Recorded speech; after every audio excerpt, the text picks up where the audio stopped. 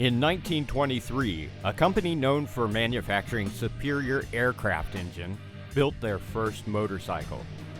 The R32 was born.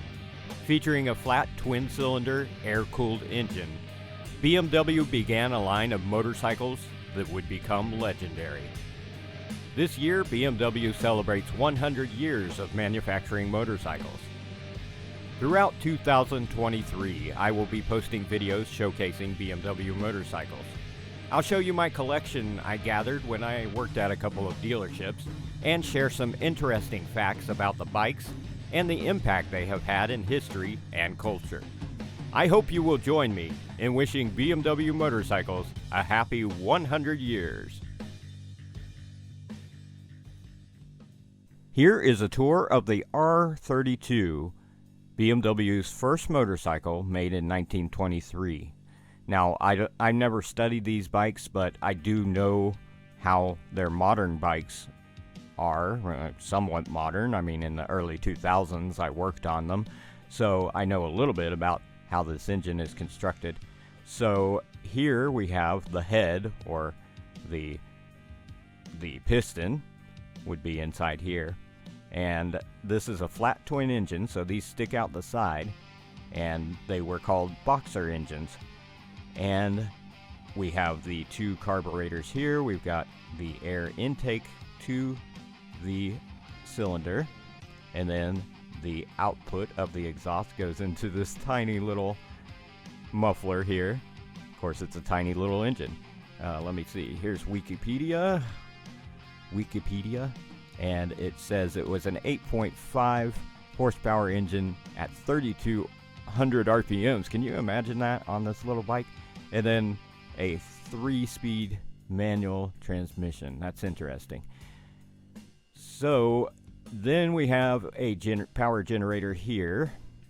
We've got the shifter handle. That's not unusual for bikes of this time. Harley had this. Pretty much all the bikes, motorcycles of that time had that kind of thing. And then we've got the gearbox here, and then we go to the shaft drive. Now this is very interesting because all the boxer engines, almost all the boxer engines, have had shaft drives just like this. So they made the first BMW boxer engine, flat twin engine, with a shaft drive. That's really amazing. Most of the modern ones have a single-sided swing arm, but this one, of course, being the first one they made, and it's got a lot of frame. You can see the frame bolts right into the final drive there, and it goes like this and continues up this way like that. So it would be probably impossible for them to have it a single-sided swing arm. So back to here, we have the brake activator here, and then we have the cable going down to the brake system here. And I noticed that it said that the front suspension is trailing link with twin cantilever springs. So I guess that right there would be the suspension, and I'm guessing there's probably a spring somewhere around here. More modern BMWs had a telelever system, and so they had a spring here.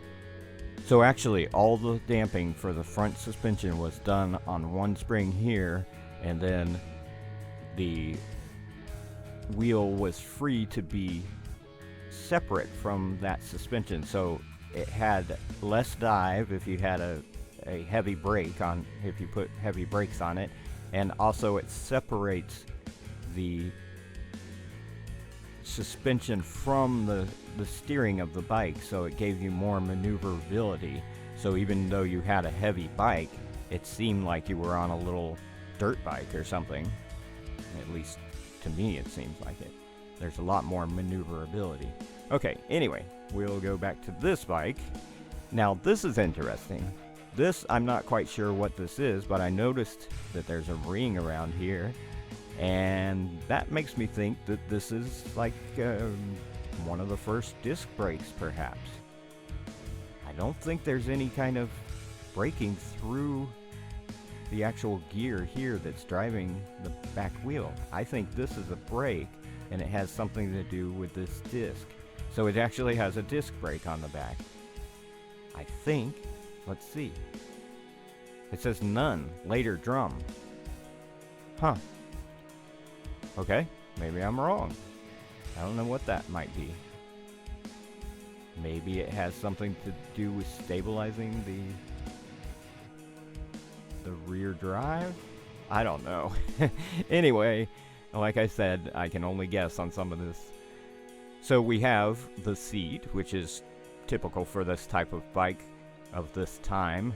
It's sort of like a bicycle seat with a little bit of suspension here to make it comfortable.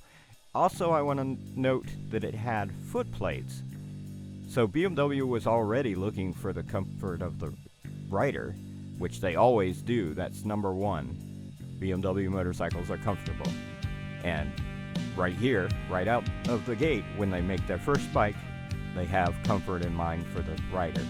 Now, I rode a BMW that was it was a single cylinder, and it was probably from the 60s, and it had one of these seats. And wow, yeah, that bike was comfortable. For a single cylinder, that was just out of the world. It blew my mind. I didn't know that it would be so comfortable. So that was pretty neat experience. And the only other thing I can say here, we've got some instrument cluster here and the headlight there. The only thing I can say other than that is apparently there was a rare model of this that had white wall tires. And you can see that on some of the pages in the internet. You'll see the white wall tire version. And then, of course, they made another version the next year after this came out, and it had some improvements, but I didn't read up on all those improvements. I remember reading it, but I don't remember it. But anyway, there's a tour of the R32 from 1923, BMW's first motorcycle. And in 2023, BMW celebrates 100 years.